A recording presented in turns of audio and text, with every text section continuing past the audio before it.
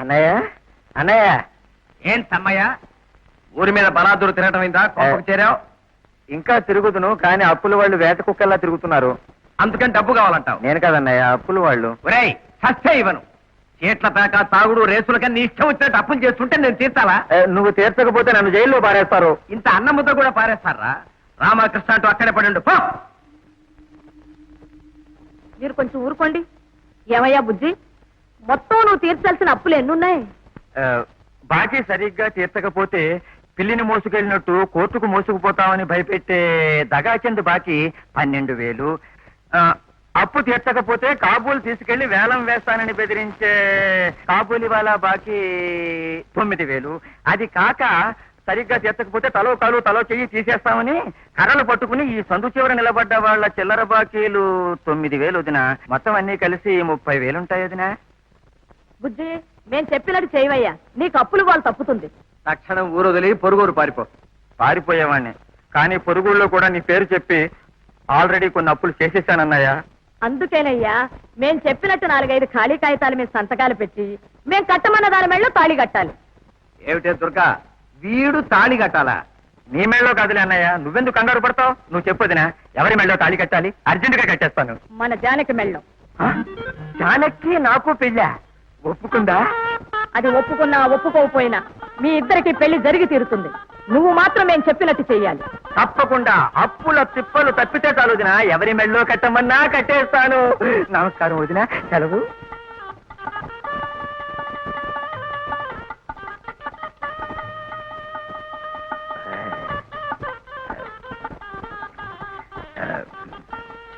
జానకి, జానకి, నీకు నాకు పెళ్ళంట.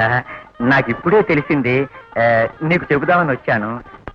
మా అన్నగారి అల్పబుద్ధులు, మా వదిన గారి ఎత్తులు అన్నీ నీకు బాగా తెలుసు. అందుకని నిన్ను ప్రత్యేకంగా కలుసుకుని ఈ విషయాలన్నీ చెప్పాలని వచ్చాను. కాబట్టి నువ్వు మాట్లాడకుండా నా వెంట వచ్చేసి అప్పుడు మన ఇద్దరం హాయిగా దర్జాగా ఎక్కడికైనా వెళ్ళి పెళ్లి చేసుకున్నాం.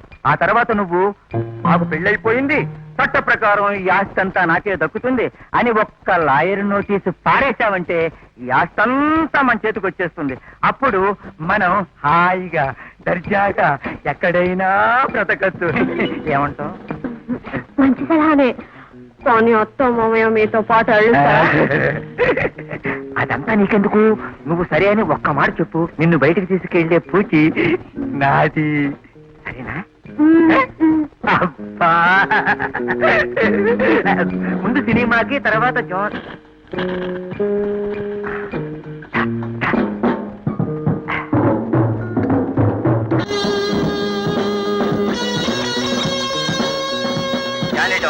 కాఫీ తాగుతావా?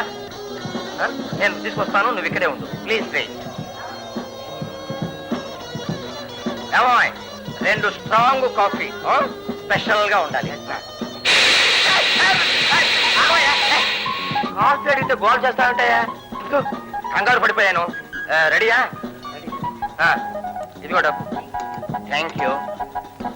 Hi baby darling, coffee coffee.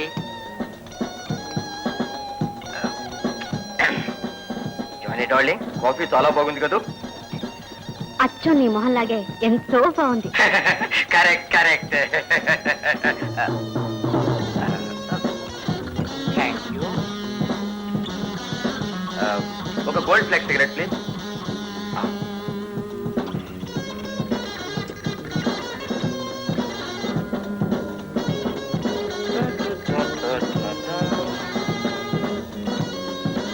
Johnny darling. నా జానీ కదా? నా భార్య మీద చేస్తావరా? అది కాదండి, నేను పెళ్లి చేసుకోబోతున్నా. నా పిల్లని పెళ్లి చేసుకుంటా. మీరు పెళ్లి చేసుకున్నారా?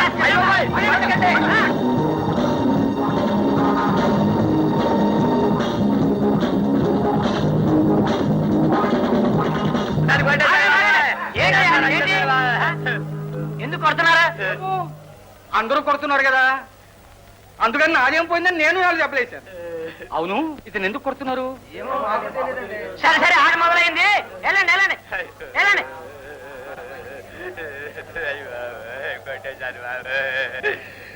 కాఫీ కప్పులు ఇచ్చొచ్చే లోపుగా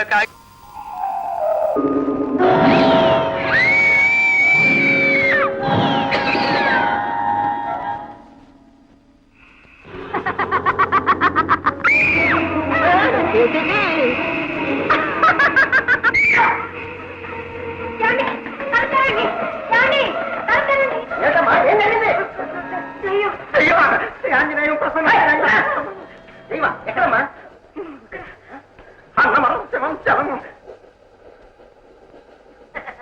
చూడమ్మా అది దెయ్యం కాదు, మధ్యస్థరం లేని మనిషి. పాపం ప్రతిరోజు ఈ ఆవిడ ఇక్కడికి వచ్చి తిరుగుతూ ఉంటుంది. ఎవరిని ఏం చేయదు. రాదమ్మా నన్ను సరిగ్గా చూడక ఎవరు అనుకున్నా నేనే అనుకుంటావు. చూడమ్మా ఈ తప్ప దాని చేతులు గాని కాళ్ళు గాని కనిపించారనుకోండి, నన్ను పిలవండి, వచ్చినంత వరకు ఆంజనేయ దండకం అప్పగించేసి వెళ్ళిపోతాడు.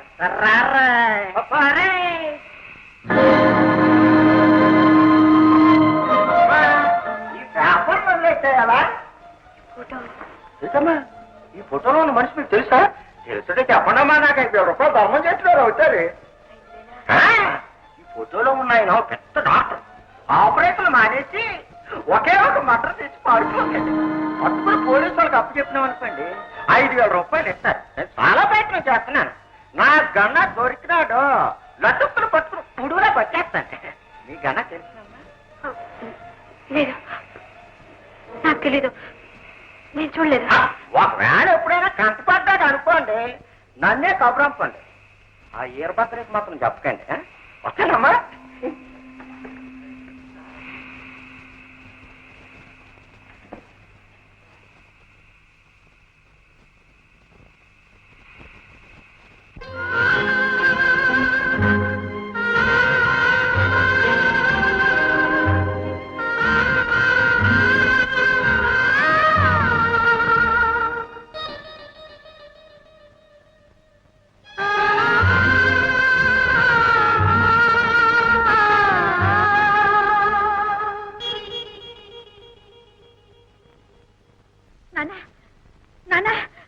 ఆయన వచ్చేసారా? వస్తాడమ్మా, అమ్మా రాధాతను తప్పకుండా వస్తాడు. అయితే ఈ రైలు కూడా రాలేదన్నమాట. అమ్మా రాధా, ఇటు చూడు, నీ పాపకి సాయంకాలం నుంచి జ్వరం మరీ ఎక్కువగా ఉందమ్మా. అమ్మా అమ్మా అని నీకోసం కలవరిస్తుంది. తల్లి, నా బంగారు తల్లి, ఏమైందమ్మా నీకు? అమ్మా రాధా, కనీసం ఈ రాత్రి కన్నా నువ్వు ఎక్కడికి వెళ్ళకమ్మా. పాపకి సాయంగా ఉండు. నువ్వు కూడా వెళ్ళిపోతే ఎలాగమ్మా? వెళ్ళను నాన్న, నా బిడ్డను వదిలిపెట్టి ఎక్కడికి వెళ్ళను నాన్న, వెళ్ళను. అమ్మా నాన్న, ఆయన చేసినట్టున్నారు. ఆయన వస్తున్నా నాన్న. రాధా, అమ్మా రాధా.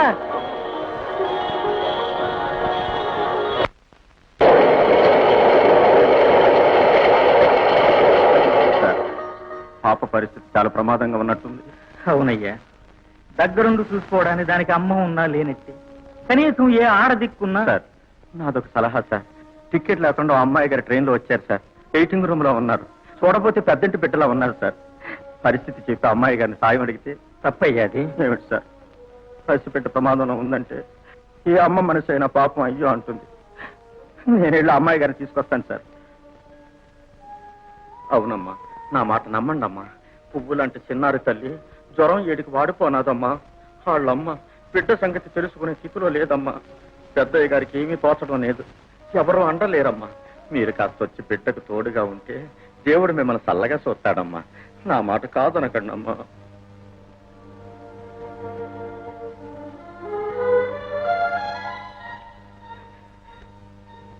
రండమ్మా రండి. ఈరే మా స్టేషన్ మాస్టర్. సార్ నేను చెప్పినానే, ఈ అమ్మాయి గారే. అలాగా, నేను ఇల్లు వస్తానండి, బండి చాలా అయింది. వెళ్ళరా వెళ్ళరా. రామ్మా.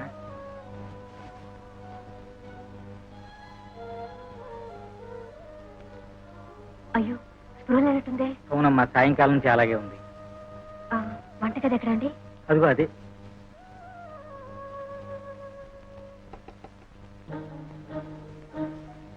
మీరు డాక్టర్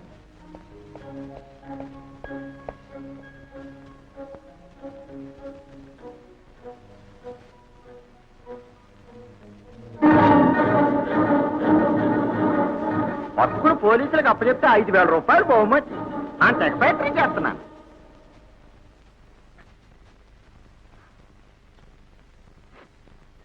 జ్వరం ఎన్ని రోజుల నుంచి ఉంది?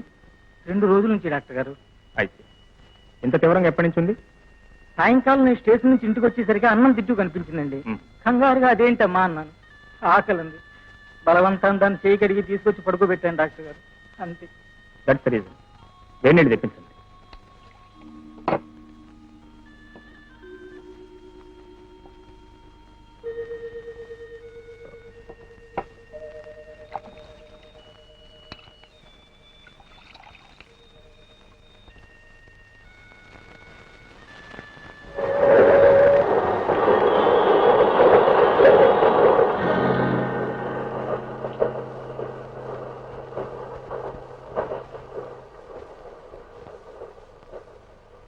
గుడ్, ఇంకేం పర్వాలేదు. మెలకు వచ్చిన తర్వాత ఆకలి అంటే పాలు కానీ హార్లిక్స్ కానీ ఇవ్వండి. అలాగేనండి. ఈ టాబ్లెట్స్ తెప్పించి పూటకు 2 చొప్పున 2 రోజులు వాడండి. అలాగే. పూర్తిగా అయిపోతుంది. ఏమండి వచ్చేసారా? కాదు కాదు, ఏమండి మీరు రారా? వస్తానండి.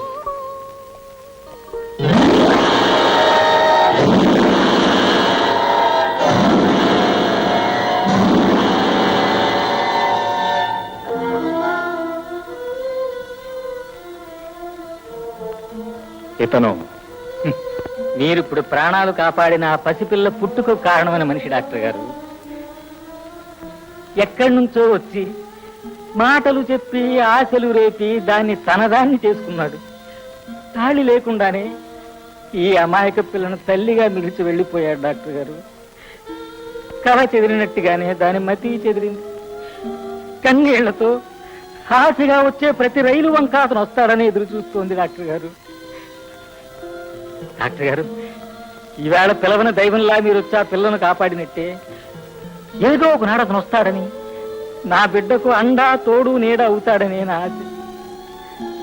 అతనికి రాడు స్టేషన్ మాస్టర్. డాక్టర్ గారు,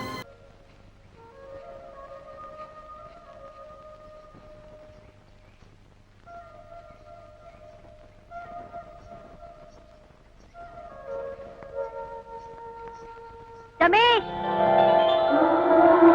రమేష్ జానకి,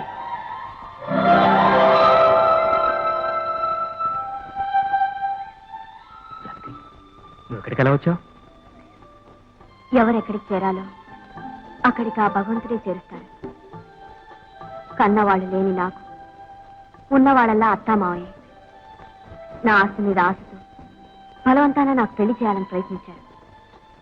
తప్పనిసరి తప్పించుకుని మీకోసం బయలుదేరానండి. తప్పు చేసావు జానకి. నువ్వు నా కోసం రాకుండా ఆ పెళ్ళే చేసుకుని ఉండాల్సిందే. రమేష్, అవును జానకి, నేను ఇప్పుడు డాక్టర్ రమేష్ని కాను, హంతకుడు రమేష్ని. నాకు తెలుసండి మీ మీద హంతకుడు నేను నిందపడినట్టు. అది నింద కాదు జానకి, నిజం, ముమ్మాటికే నిజం. నేను ఒక మనిషిని హత్య చేశాను, ఒక నిండు ప్రాణం తీశాను. అందుకే చట్టాన్ని దొరకకుండా తప్పించి తిరుగుతున్నాను. రమేష్, ఒక పసిబిడ్డ ప్రాణా పరిస్థితిలో ఉందని తెలుసుకుని మీకు ప్రమాదం కలుగుతుందేమో అని కూడా ఆలోచించకుండా ఆ పాప ప్రాణం నిలబెట్టారు. అలా ప్రాణం పోసే మీరు ప్రాణం తీశారంటే నేను ఎలా నమ్మగలను? నమ్మలేనివి జరగటమే జీవితం జానకి. పవిత్రంగా 10 మందికి వెలుగునిచ్చే దీపం పరిస్థితుల కారణంగా మండిపోవచ్చు, పరిసరాలనే మర్చేయవచ్చు. అవును జానకి, నేను చేసిన పనికి పశ్చాత్తాపడటం లేదు. ఎందుకో తెలుసా? నేను చంపిన వ్యక్తికి బ్రతికే అర్హత లేదు, బ్రతకూడదు. అయినా ఆ విషయం చట్టానికి అనవసరం. అందుకే నేరం చేసిన నన్ను శిక్షించడానికి చట్టం వెంటపడి తరుముతోంది. రమేష్, డాక్టరు దైవం ఒకటంటారు. దైవం లాంటి మీరు ఎందుకు హత్య చేయవలసి వచ్చింది? చెప్పండి, ఎందుకు హత్య చేయవలసి వచ్చింది? చెప్తాను జానకి, చెప్తాను. మా ఇల్లు పవిత్రమైన ఆలయం లాంటిది, మంచి మమత కొలువున్న కోవిల్ లాంటిది.